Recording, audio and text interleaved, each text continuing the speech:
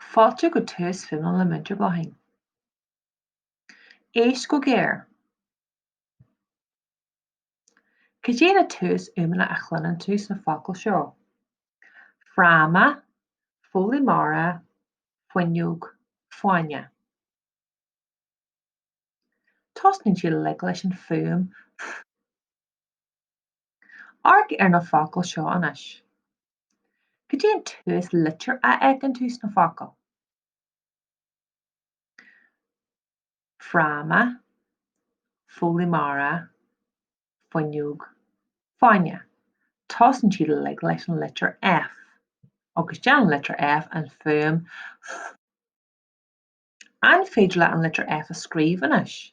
Buin tríal. F. F. F. F. F.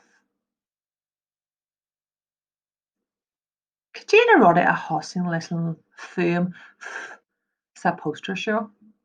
Tá folcad ann, fáinne, phráma agus pholaimara.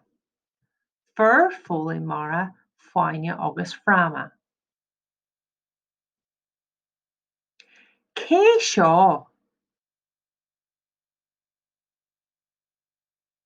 Lé an leor leat tain.